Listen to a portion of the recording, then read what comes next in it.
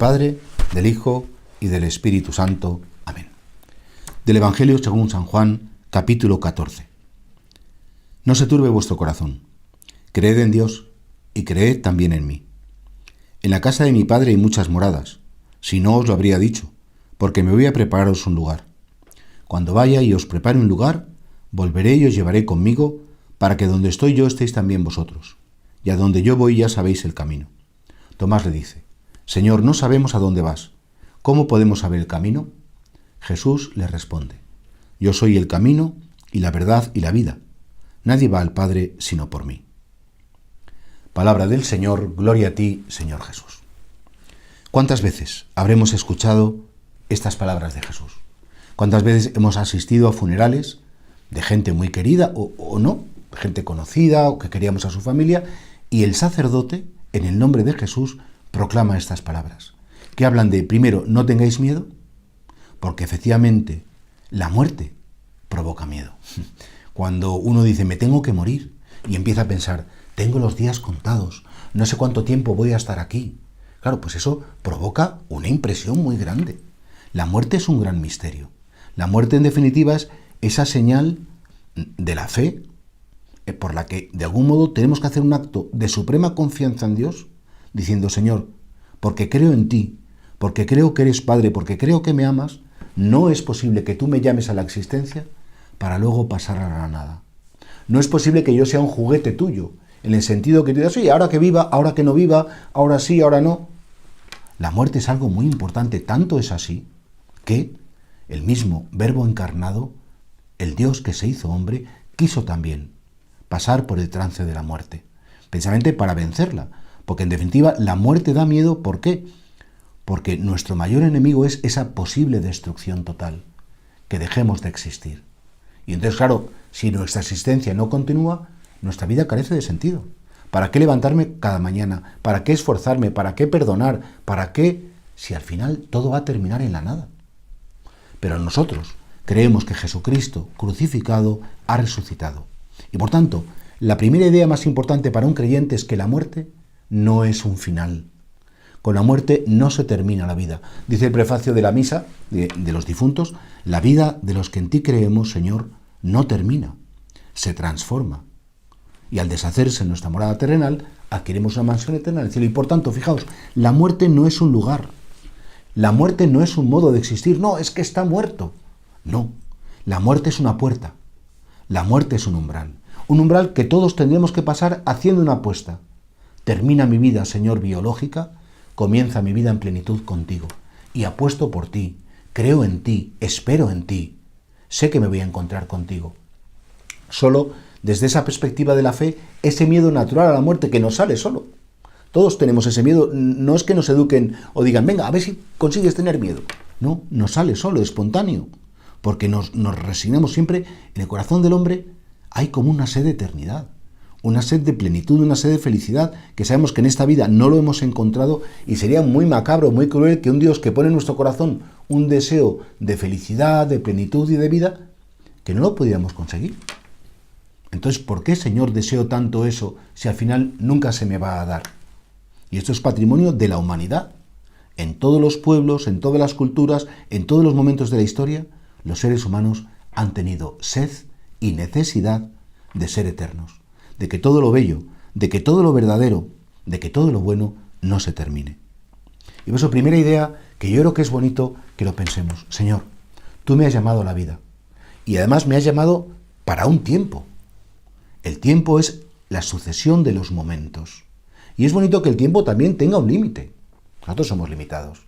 Si tuviéramos que vivir ilimitadamente en estas condiciones, sería terrible. Enfermedades, plagas, miedos, complejos, heridas. La muerte es lo que da sentido a la vida. Porque saber que yo tengo un tiempo para decidir quién quiero ser, saber que yo tengo un tiempo para, en definitiva, ejercer mi libertad, llenarme de tu amor y corresponder a ese amor, es lo que da sentido y valor a la muerte. Y por tanto, primera idea, la muerte no entra en el proyecto de Dios. Dios no desea la muerte. Precisamente fue en el paraíso cuando esa primera pareja humana es invitada por el enemigo, por Satanás, a decir, comed de este árbol. Y entonces dicen, no, nos ha avisado Dios que moriremos. Y el enemigo del hombre miente. No moriréis, seréis como dioses. Porque Dios no tenía prevista la muerte de los seres humanos. Aunque es verdad que tenemos una dimensión biológica, Él, por nuestra dimensión sobrenatural, espiritual, Él no quería la muerte nuestra. Y por tanto, es verdad que la muerte actualmente es consecuencia, es el precio del pecado. La muerte entra en el mundo porque la primera pareja humana eligió para ellos y para todos sus descendientes, tomó esa elección de como querer ser Dios, querer estar por encima de las normas de Dios, y eso provocó una fractura interior, una fractura con la propia naturaleza, una fractura en la propia mente y una fractura también en la dimensión espiritual. Ahora, es verdad que si bien la muerte no es querida por Dios, y lo hemos dicho antes, es un fenómeno natural, la muerte solo queda iluminada por la muerte de Cristo y por su resurrección. Fijaos que, ¿qué significa la resurrección de Jesús? Significa que Él ha vencido a la muerte, que Él ha dejado que la muerte entre en su cuerpo, entre en su alma, y que esa muerte como que iba a atacar, iba a conseguir una víctima más, se equivocó. ¿Por qué? Porque estaba queriendo engullir a aquel que era el autor de la vida. Y por tanto, la muerte en Cristo fracasa y la victoria de Cristo sobre la muerte es nuestra victoria. Y por eso sí, nosotros tenemos un gran respeto a este hecho que sabemos que va a suceder, pero tenemos un respeto también con la esperanza de que una vez que atravesemos esa puerta, sabemos con quién nos vamos a encontrar. Volvamos al texto original. Que no tiemble el corazón, no tengáis miedo. No tengáis miedo. En la casa de mi Padre hay muchas moradas, y yo voy a prepararos un lugar. Cuando vaya y os prepare ese lugar, yo volveré y os llevaré conmigo. Y por tanto, esa puerta que atravesamos, ¿qué significa? Entrar definitivamente en la presencia del Señor. La Iglesia nos enseña, porque lo enseña la Sagrada Escritura, que después de nuestra muerte sucede una cosa bien bonita. Se llama el juicio particular. Y en ese juicio particular, San Juan de la Cruz lo decía de un modo muy bello: a la tarde te examinarán del amor. Y en ese momento se verá quién eres realmente. No lo que pensaba el mundo de ti, no lo que pensaban los demás de ti. Y te darás cuenta que Dios no te va a preguntar cuánta plata tienes en tu casa, cuántos carros, cuántas viviendas, cuánto prestigio social, cuántos títulos universitarios, cuántas victorias, cuántos éxitos. No. Dios te va a preguntar muy sencillamente a quién has amado, a quién has querido, en quién has invertido tus energías. Y entonces te darás cuenta que todo aquello que te ha preocupado tanto en la vida, todo aquello, los vestidos, el dinero, el prestigio, el quedar bien, el que te reconozcan, el que cuente contigo, todo eso que se va a quedar atrás. Y que eso no es lo que te define como persona, porque al final el ser humano no es lo que tiene. Las cosas que tienes no te van a dar la vida eterna. Ni siquiera es lo que dicen de él, lo que los demás piensen de ti, no te va a dar la vida eterna. Sino eres lo que sucede en tu corazón. Eres lo que has decidido. Y si tú has decidido recibir el amor de Dios y ser hijo de Dios, serás eternamente hijo de Dios. Si tú has decidido gastar tu vida, invertir tus energías en amar a los demás, eso es lo que serás eternamente. Y por tanto ese juicio particular es muy importante. Repetimos lo que decía San Juan de la Cruz: al atardecer de la vida te examinarán del amor. Y Dios simplemente te va a preguntar ¿qué hay dentro de ti? ¿Qué han recibido los demás de ti? ¿Han recibido cariño? ¿Han recibido luz? ¿Han recibido apoyo? ¿Han recibido ilusiones? ¿O han recibido dureza, enojo, juicios, críticas, condenaciones, violencia, retos constantes? Qué importante es esto, porque la muerte que ilumina el sentido de la vida, ese encuentro con Dios, va a ser un encuentro que lo podemos ir adelantando día a día. Precisamente en este tiempo de Cuaresma, cuando hacemos ese pequeño examen de conciencia o gran examen de conciencia, por ejemplo, para vivir muy bien el sacramento de la penitencia, una buena confesión, es como adelantar ese juicio y decir: Señor, reconozco que he hecho cosas mal, reconozco que he tenido a veces palabras fuertes, palabras que han herido, palabras que han destruido. Reconozco, Señor, que a veces mis obras no han sido correctas y que he hecho cosas que estaban prohibidas. o incluso dentro de mí mis deseos, mis pensamientos, mis sentimientos, he consentido pues el rencor, he consentido interiormente la venganza o la envidia o la codicia. Y por supuesto, Señor, mis omisiones. Hay tanto bien que no he hecho. Hay tantas cosas tan bonitas que hubiera podido hacer y no he querido hacerlas, bien por comodidad, bien por frivolidad, por lo que sea. Que, Señor, yo me arrepiento sinceramente y te entrego todo lo que es mi pecado para que con tu sangre preciosa lo desintegres. Qué bonito es adelantar ese momento de nuestro juicio particular. Sabemos lo que va a suceder en el momento de la muerte. Lo sabemos perfectamente y lo podemos adelantar. Señor, cada día te entrego mi pobreza, cada día te entrego mi pecado. ¿Por qué? Porque mi esperanza después de la muerte no son mis méritos. Mi esperanza después de la muerte es tu misericordia. Es decir, que me quieres en mi debilidad, que me quieres tal y como soy, siempre y cuando yo me deje amar por ti en mi debilidad. Y esto es muy importante. Decía Santa Teresita del Niño Jesús que ella, pensando en su entrada en la vida eterna, que por supuesto que no pensaba decirle al Señor ningún mérito personal o cosas buenas que hubiera hecho. Señor, mi seguridad, mi esperanza, mi confianza es que me amas, que soy tu hija. Y con eso me basta. Por tanto, fijaos qué bonito es bueno empezar ya como a considerar en nuestra vida día a día, ¿esto me sirve para la eternidad? Adelante, lo acojo. Esto me aparta de la eternidad, esto me distrae de mi meta, esto me aleja de aquel a quien tengo que encontrar y sobre todo a quien me ama. ¿Esto me aleja? Pues entonces lo rechazo. Y esto lo podemos hacer con nuestras obras, lo podemos hacer con nuestros pensamientos. A veces sentimos cosas terribles, pero no tenemos por qué consentirlas. A veces deseamos, tenemos deseos oscuros y decimos, no, rechazo estos deseos. ¿Por qué? Porque sé que me voy a encontrar con mi amado. Y no es porque tenga miedo a que él me vaya a condenar por haber sido malo, sino porque es que él no se lo merece. Y porque creo que mi vida es una oportunidad única e irrepetible de pasar haciendo el bien. Cada vez que pasa un segundo, cada vez que pasa un día, cada vez que pasa una temporada, dices, Dios mío, qué pena haber perdido el tiempo. Cuando el tiempo es un regalo, cuando el tiempo es un don. Y por eso creo que considerar la muerte nos ayuda a poner cada cosa en su sitio y dar el valor verdadero y real a las cosas que son temporales y que pasarán, y a las cosas que son eternas y que no pasarán. Y por eso Jesús decía, atesorad tesoros en el cielo, donde no hay ladrones, ni hay polilla, ni hay carcoma, id invirtiendo en la eternidad. Hay gente que todas sus energías, todas sus fuerzas son que la casa esté muy limpia, que el coche funcione muy bien, que tengamos un nuevo celular para llamar a todas las personas y unas pantallas, y dices, bueno, pero todo eso te va a distraer, sí. Va a parecer que tienes más recursos, pero en el fondo todo eso no te va a servir a la larga y sobre todo para la eternidad no te va a servir de nada. Otra idea muy importante también es saber quién y qué nos espera detrás. Sabemos que son tres posibilidades fundamentalmente. En primer lugar, el purgatorio.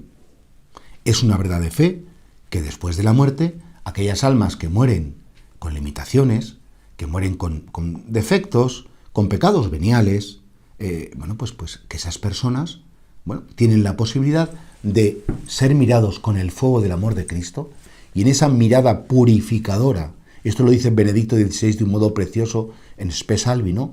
Habla del purgatorio como ese fuego que es la mirada de amor de Cristo. Jesús dice, he venido a traer fuego a la tierra.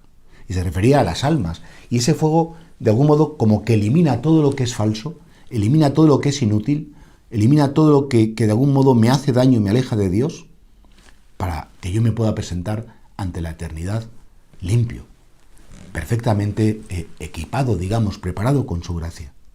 Y por eso, claro que sí, el purgatorio en definitiva es una bendición. Y hay una costumbre muy bonita en la Iglesia desde siempre, que es rezar por las almas del purgatorio. ¿Para qué? Para que liberadas de las consecuencias del pecado, pronto pasen a ver pues ese rostro del Salvador. Y creo que en esto todos de algún modo no podemos omitir esa necesidad de mirar cómo está nuestra alma y decir, Señor, ojalá que pudiera purificar ahora, ya en el tiempo, antes de que entre en la eternidad, ojalá que pudiera purificar ahora mi corazón para cuando llegue ese momento del encuentro contigo, que sea definitivo. Por tanto, la primera alternativa es el purgatorio. Segunda alternativa, el infierno. ¡Ay, qué horror el infierno! Pero Dios puede desear o puede querer para alguien el infierno. Y dices, no, primero, el infierno no está pensado por Dios tampoco.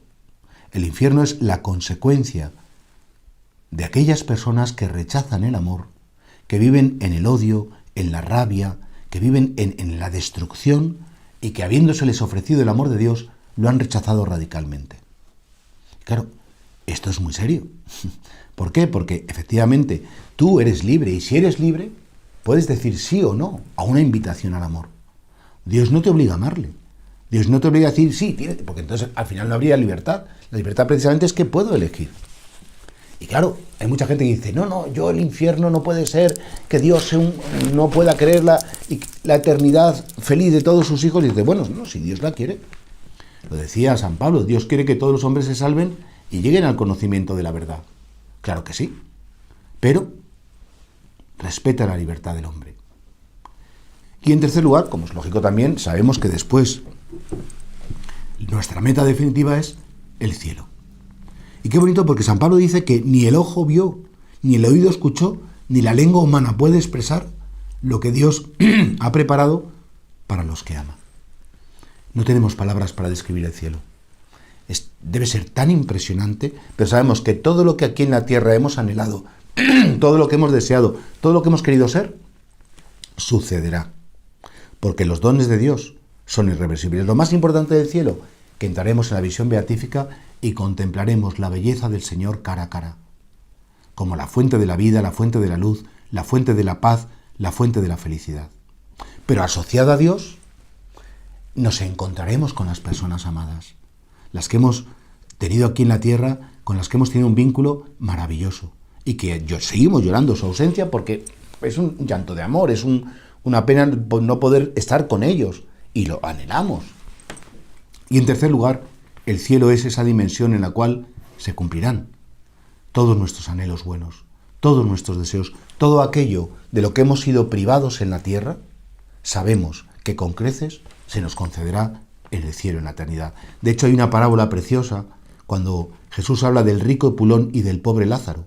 Y Lázaro era un pobre mendigo que, lleno de llagas, a la puerta de un rico mendigaba y el rico ni le miraba, banqueteaba, y hasta los perros lamían las llagas.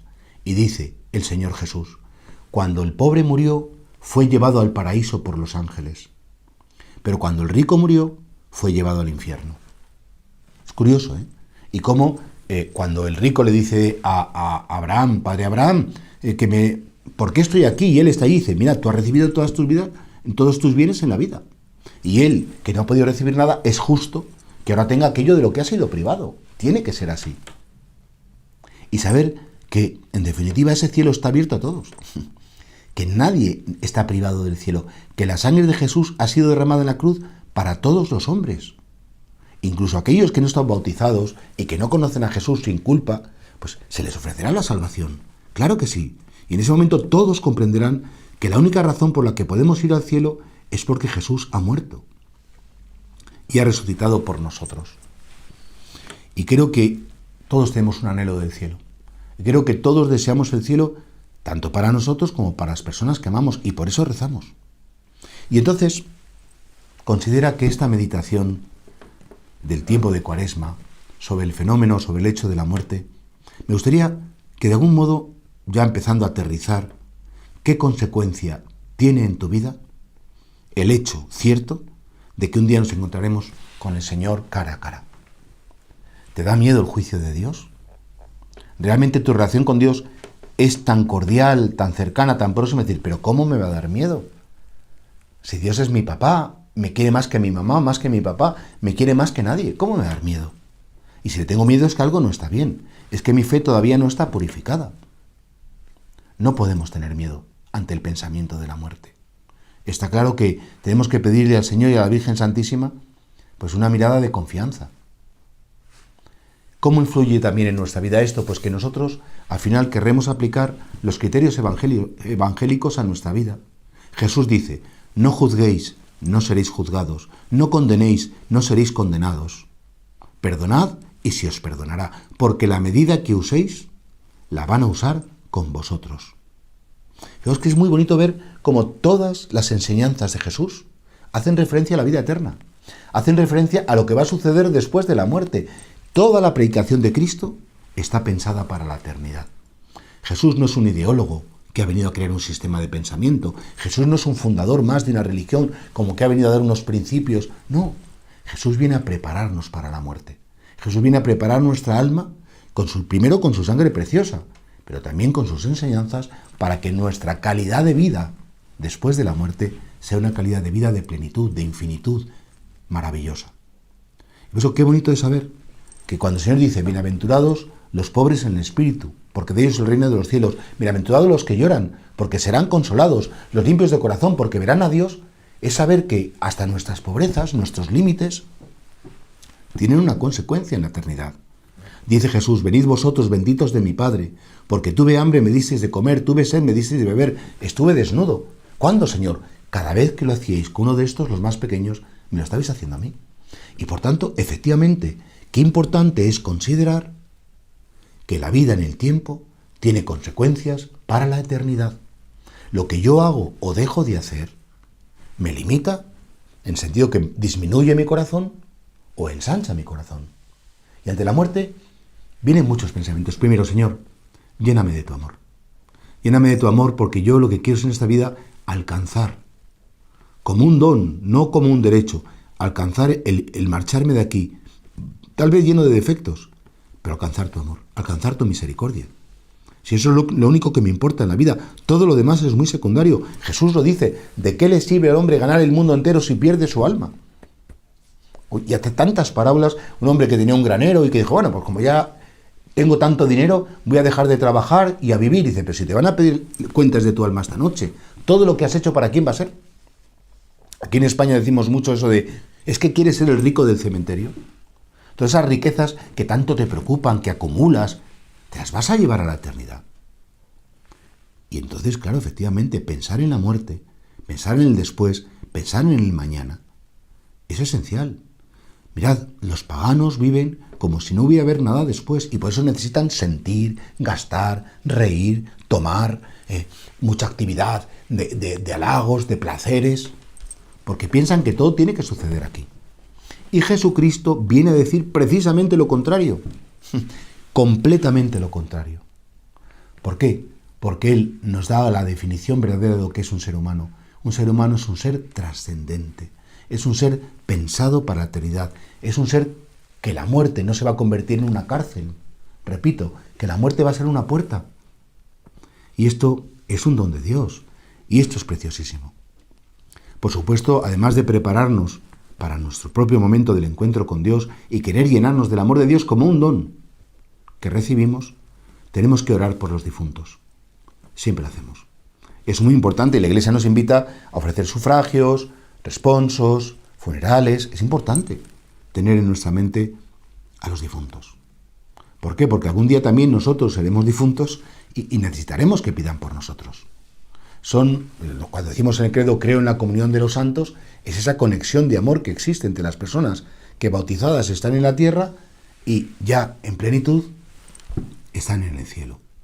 Es una oración que es un acto de amor. Y por último, también decir que no podemos olvidar los cristianos que la hora de la muerte es la hora de María, de la Virgen Santísima. ¿Por qué? Porque cuando Jesús está en la cruz, sabiendo que va a terminar su tiempo de un modo visible, corporal, biológico, quiere que su madre esté al pie de la cruz y quiere que el discípulo predilecto esté al pie de la cruz. ¿Y qué hace antes de morir? Le dice, mujer, este es tu hijo. Y al discípulo le dice, esta es tu madre. Dice que desde aquel momento el discípulo la recibió en su casa y es muy impresionante porque, de algún modo, Jesús quiere que primero esté su madre acompañándole en su muerte. Igual que estuvo su madre dándole a luz en su nacimiento. Y quiere también que María nos trate a nosotros cuando dice, mujer, este es tu hijo, es decir, trátale a él como me has tratado a mí. Cuídale a él como me has cuidado a mí. Acompáñale a él como me has cuidado a mí y sobre todo, atiéndele en su muerte como me has atendido a mí en la mía. Y por eso la Iglesia, que es muy sabia y es madre, nos dice que recemos: Santa María, Madre de Dios, ruega por nosotros, pecadores, ruega ahora, pero sobre todo en la hora de nuestra muerte. Es curioso que todos los días los cristianos, cuando rezamos el Ave María, hacemos referencia a nuestra muerte y la vinculamos con la Virgen María. Esto es muy bonito y esto es voluntad de Cristo, porque Cristo quiso tener a su madre a su lado siempre, pero físicamente incluso, en su agonía y en su paso al Padre. Y quiere también que ella esté en nuestra propia muerte, acompañándonos, consolándonos, pues ejerciendo de madre que da ternura, de madre que da confianza. Y esto es algo impresionante. Jesús no quiere terminar su ministerio en la tierra sin el permiso de su madre, como tampoco quiso comenzarlo. De hecho, el primer milagro público de Jesús fue en las bodas de Caná, donde de algún modo también su madre interviene. Y termina diciendo: haced lo que Él os diga. Haced lo que Él os diga. Y por tanto, y ya quiero empezar a terminar, ¿no? Nosotros vivimos de esperanza. ¿Por qué? Porque tenemos esperanza en la vida eterna. Porque para nosotros pensar en la muerte no es pensar en un final, sino todo lo contrario. El día de nuestra muerte será el día más bonito de nuestra vida. Nos reuniremos con los seres amados, veremos el rostro de Dios, seremos conscientes de toda la maravilla que Dios ha hecho en nuestra vida desde nuestra debilidad y nuestra pobreza. Y por tanto, miramos la muerte con esperanza, no como una maldición, no veremos como un castigo, no lo veremos como un horror, sino desde que Cristo subió voluntariamente al patíbulo de la cruz, veremos la muerte como una liberación, como un amor grandísimo de Dios por cada uno de nosotros, y que Él precisamente toma la carne humana para morir con nosotros, morir por nosotros, para destruir la muerte, porque la muerte está destruida. La muerte ya no es un modo de existir, como mucho es una puerta que será derruida cuando empiece la resurrección de la carne. Es una puerta que se destruirá. Nosotros, de la mano de la Virgen y llenos de esperanza, volvemos a esas palabras que hemos escuchado al principio. Que no perdamos la calma, que no tengamos miedo.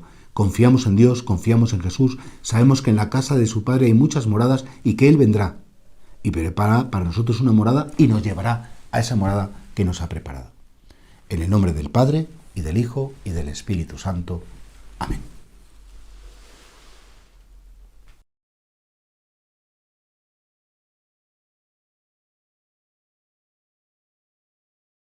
San Pedro TV, misionero digital.